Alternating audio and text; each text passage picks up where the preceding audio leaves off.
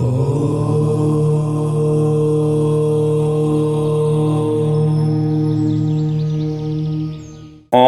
गं गणपतये नमः। नमस्कार मित्रों, एस्ट्रो अरविंद चैनल में आपका बहुत बहुत स्वागत है। इस चैनल को लाइक करें, सब्सक्राइब करें ताकि ज्योतिष की विषय की जानकारियां आपको समय समय पर प्राप्त होती रहें। जैसा कि 2022 प्रारंभ हो रहा है, आपको 2022 की ढेर सारी शुभकामनाएं। प्रभु से प्रार्थना करूंगा कि आप सभी का जीवन निरोग, स्वस्थ, धन धान्य से परिपूर्ण और हर एक प्रकार की सुखियों से भरपूर आपका ये 2022 वर्ष रहे।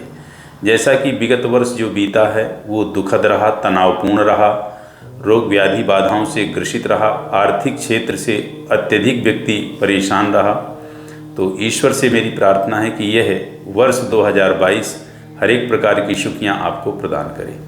अब आपको मैं आज मिथुन राशि के विषय में जानकारी दूंगा। मिथुन राशि के विषय में जानकारी से पहले कुछ खास बातें हैं जिनके विषय में आप जान लीजिए। जैसे कि अपना 2022 के प्रथम दिन जो दिन पड़ रहा है वो शनिवार पड़ रहा है, और जो अपना चैत्र शुक्ल प्रतिपदा को नवनूतन वर्ष प्रारंभ होता है भारतीय संवत्सर, उस दिन भी प्रारंभ का जो दिन है वो आपका शनिवार है और नल नामक संवत्सर है। तो देखिए, शनि ग्रह का विशेष संयोग बन रहा है, और शनि ग्रह के विषय में यदि आप अध्ययन कर लेते हैं तो काफ़ी कुछ हद तक इस वर्ष का फलादेश निकल आता है। खास करके शनि, बृहस्पति, राहु, केतु और शुक्र, यदि इन चार ग्रहों का अच्छे से आप अध्ययन कर लें तो पूरे वर्ष का फलादेश निकाल आता है कि मिथुन राशि का यह साल 2022 कैसा रहेगा। शनि का इसलिए कि देखिए, शनि इस टाइम पे मकर राशि पे चल रहे हैं। मकर राशि के बाद ये कुंभ में जाएंगे, कुंभ के बाद फिर से वापस मकर में आएंगे, और जब मकर में रहेंगे तो धनु को 7.5 है, जब कुंभ में जाएंगे तो मीन को 7.5 है, जब कुंभ से वापस मकर में आएंगे तो मीन से 7.5 हट जाएगी, जब मकर से कुंभ में जाएंगे तो धनु की 7.5 हट जाएगी। यानी 7.5 धनु और मीन को लग भी रही है और पूर्णतः नहीं लग रही है, ये स्थिति है। इसी प्रकार ढैया का है, जब मकर में होंगे तो मिथुन और तुला वालों को ढैया है, जब कुंभ में होंगे तो कर्क और वृश्चिक वालों को ढैया है। और ये स्थिति इनके शनि के मार्गी और वक्री और राशि परिवर्तन में स्थिति बदलती रहेगी। इसी प्रकार आप जो है बृहस्पति का अध्ययन कर लें कि अभी बृहस्पति ग्रह हमारे कुंभ में हैं, ये अप्रैल बाद मीन में जाएंगे। तो मीन में जब ये जाएंगे तब भी 3 राशि को प्रभावित करेंगे। अभी कुंभ में हैं तो 3 राशि को प्रभावित कर रहे हैं। 3 राशि को कैसे? इनकी दृष्टि 3 है, पंचम, सप्तम और नवम, और जो 2 राशियों पे रहेंगे कुंभ और मीन पे, तो इन 2 राशियों को प्रभावित करेंगे। तो ऐसे करके ये 8 राशियों पे अपना जो है प्रभाव डालेंगे। अब यही स्थिति राहु और केतु के विषय में जान लेते हैं। अभी राहु महाराज आपके जो है वृष में हैं और आपके जो है वृश्चिक में हैं। आगे ये जब मेष में जाएंगे तो राहु मेष में रहेंगे और केतु तुला में रहेंगे। एक चीज़ और ख़ास बताना चाहूँगा कि काफ़ी कुछ परिवर्तन ये अप्रैल महीने में होना है। राहु और केतु का परिवर्तन, शनि का परिवर्तन, बृहस्पति का परिवर्तन, तो ये जो अपना अप्रैल का महीना है ये खास ग्रह गोचर में जो स्थिति परिवर्तन होगी, तो जिन व्यक्तियों का जैसा ग्रह गोचर होगा उनके लाइफ में उसी प्रकार का विशेष बदलाव आएगा। मेरे कहने का तात्पर्य कि अप्रैल महीना 2022 का बहुत परिवर्तनशील है। तो उस विषय में खैर जब राशि आप जो है साप्ताहिक या मासिक जानेंगे तो और डिटेल से आपको प्राप्त जानकारी मिलेगी। कुछ और बातें हैं जिसके विषय में आपको बता दूं कि 2022 में 4 ग्रहण पड़ेंगे, जिसमें 2 चंद्र ग्रहण हैं और 2 सूर्य ग्रहण। चंद्र ग्रहण पूर्ण है, सूर्य ग्रहण आंशिक है, लेकिन चंद्र ग्रहण की अपेक्षा सूर्य ग्रहण ज़्यादा प्रभावशाली है। और सूर्य ग्रहण ये अप्रैल आदि से प्रारंभ होंगे, तो ये एक है और जिसमें सूर्य ग्रहण का प्रभाव अधिक रहेगा। इसी स्थिति में और आपको बता दूं कि सभी राशियों पे सभी राशियों पे काल सर्प योग शुरू से ही लग रहा है, मेष से लेके मीन तक। तो मिथुन राशि वालों को भी काल सर्प योग का प्रभाव रहेगा, और काल सर्प योग का जो विशेष प्रभाव है वो प्रभाव आपके अप्रैल तक ज़्यादा है, उसके बाद धीरे धीरे काल सर्प योग के बुरे प्रभाव का थोड़ा थोड़ा कम होगा। अब एक खास बात और बताना चाहूँगा, वो खास बात ये है कि आपको अपनी राशि का भली भांति ज्ञान होना चाहिए कि आपकी राशि क्या है। कई बार क्या होता है कि लोग नाम राशि से भी अपना देखते हैं, जन्म राशि से भी देखते हैं। किसी का घर में 2 नाम हैं, या राशि का तो नाम है ही, पुकार नाम है, पुकार नाम के अलावा भी कई बार एक व्यक्ति का एक आध नाम और जो है तो होता है। तो इस तरह से व्यक्ति उलझ जाता है कि मेरी 3 राशि है, मैं किस राशि को अपना विशेष मानूं या कैसे देखूं। तो यहाँ पे जो शास्त्र विधान हैं वो आपको मैं बता दूं। कहते हैं कि जन्म राशि प्रधानित्वम नाम राशि न चिंतित। जन्म की जो राशि होती है वही प्रधान होती है। विद्यारंभे विवाहे चा, विद्यारंभ में, विवाह में, किसी भी व्यापार में, किसी भी विशेष कार्य में जब आप निर्णय लेंगे कि मैं अपनी राशि कौन सी चयन करूं, तो वहाँ पे निर्णय आप ये लेंगे कि आप अपनी जन्म की राशि चयन करें। और जन्म की राशि आप अपने जन्मांक से जानेंगे। चंद्रमा जहाँ बैठा होता है वही जन्म की राशि होती है। चंद्रमा 5 में है तो सिंह है, चंद्रमा 8 में है तो वृश्चिक है, चंद्रमा 2 में है तो वृष है। ऐसे आप अपनी जन्म की राशि जानें, और जन्म की राशि से ही आपका 7.5 ढैया आदि का अच्छे से जो है ज्ञात होता है। जन्म राशि के आधार पर ये 7.5 ढैया वगैरह चलती है। एक ये।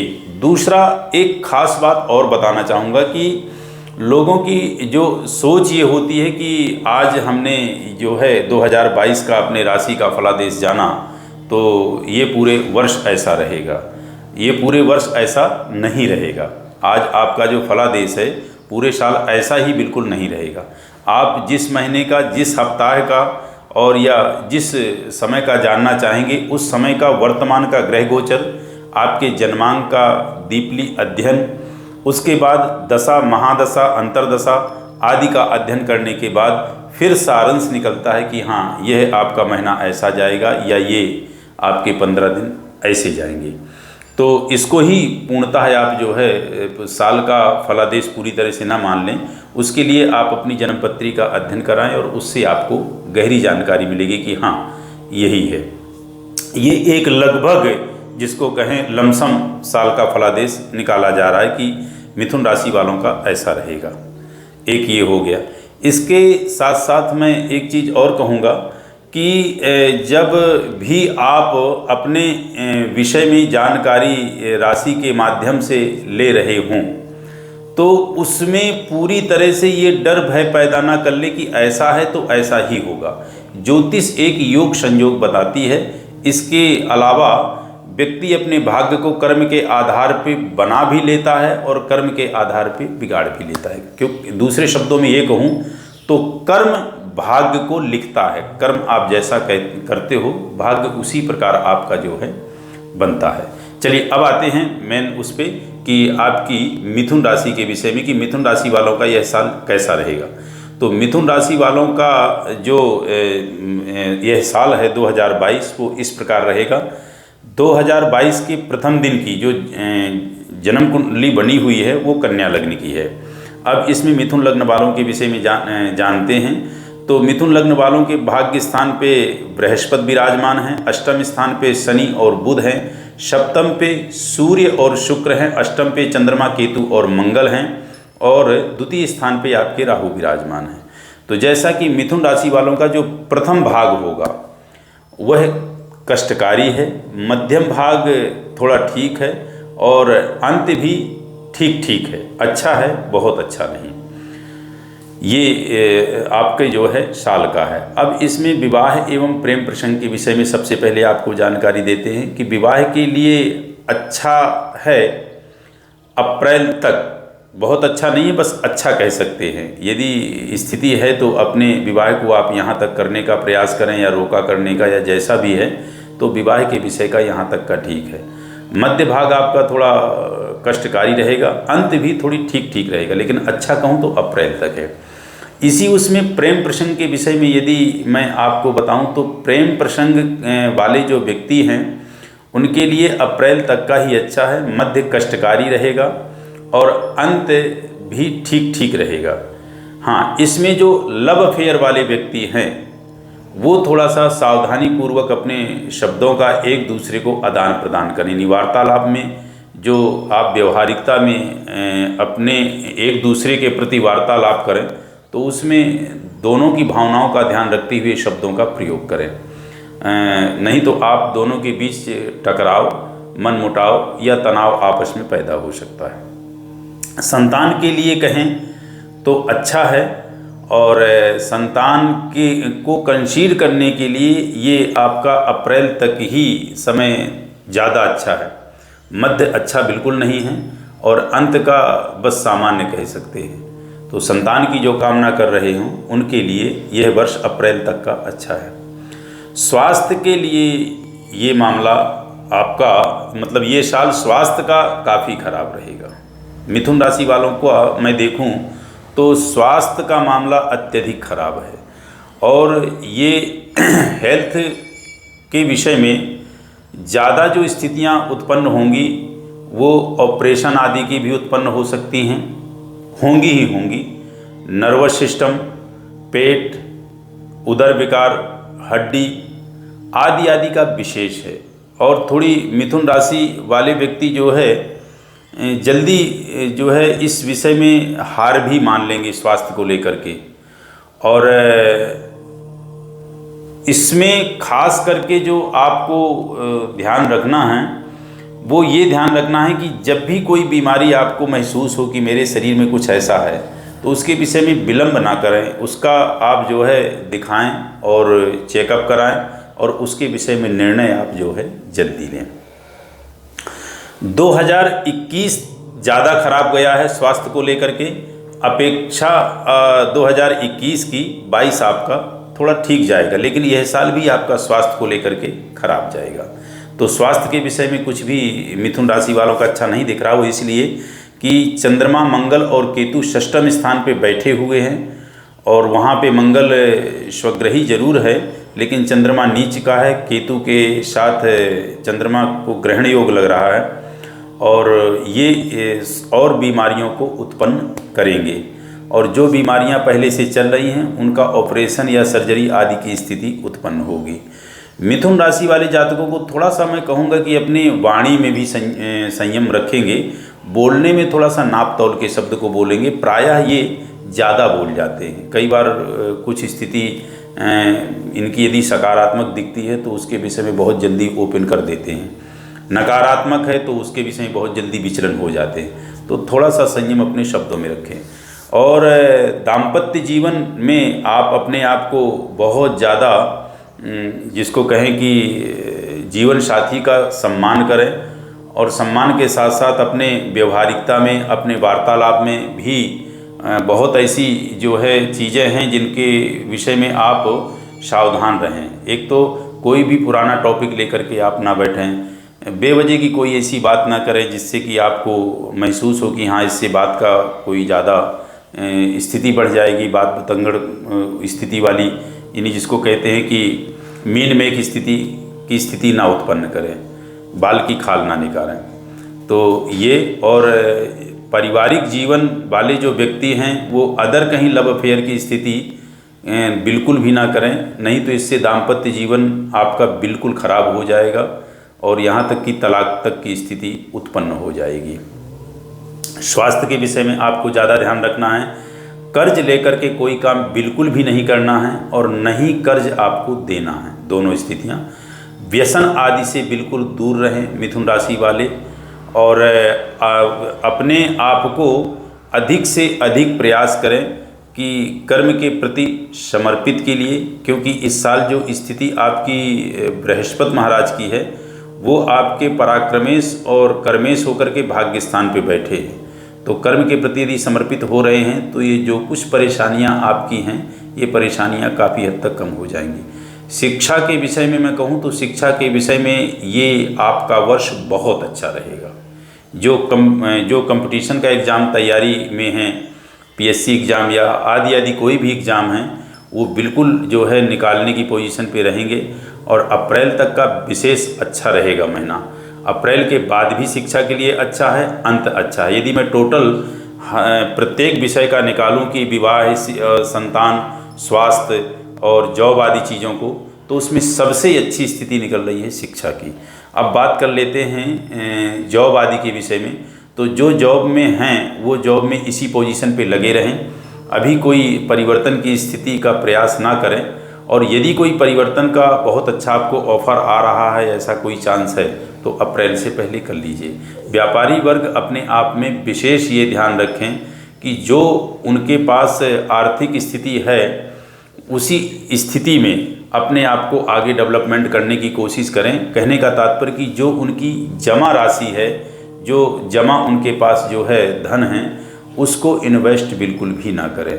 अब आपके जो है भूमि, भवन, वाहन आदि के विषय में मैं यदि कहूँ तो उसके विषय में बहुत सावधानी पूर्वक आप या तो प्रॉपर्टी बेचें और या खरीदें, क्योंकि स्थिति बुध की आपकी अच्छी नहीं है। लग्नेश जरूर है, लेकिन बुध आपका अष्टम में जाके चला गया है और अष्टम में शनि के साथ बैठे हुए हैं, तो वो अच्छा नहीं है। इसलिए भूमि, भवन, वाहन के विषय में आप इन्वेस्ट यदि कुछ कर रहे हैं, खासकर भूमि के विषय में, तो वो बहुत सोच समझ के करें और सावधानी पूर्वक करें। अप्रैल के पहले जो करना है कर लें, अप्रैल के बाद मत करें। और फिर यदि करना है तो जाके अक्टूबर की बात करें। तो ये स्थिति आपकी जो है उसकी इन्वेस्ट की है और बाकी ठीक रहेगा लगभग। अब बात कर लेते हैं कि आपके लिए पूजा पाठ के लिए क्या विशेष अच्छा रहेगा। तो आपकी पूजा पाठ के लिए सर्वोपरि रहेगा मंगल मूर्ति भगवान गजानन गणेश की पूजा, गणेश की आराधना। भगवान गणेश के मंत्रों का जाप करें, भगवान गणेश की विशेष पूजा करें। और यदि आपको और अच्छा नॉलेज है, पूजा पाठ के विषय में जानकारी है, तो गणपति, अथर्व शीर्ष आदि से उनका दैनिक पाठ करें। दूर्वा के द्वारा उनका जो है अर्चन तवार्चन करें, ये बहुत अच्छा रहेगा। और भगवान गणेश के मंत्रों का जाप करें।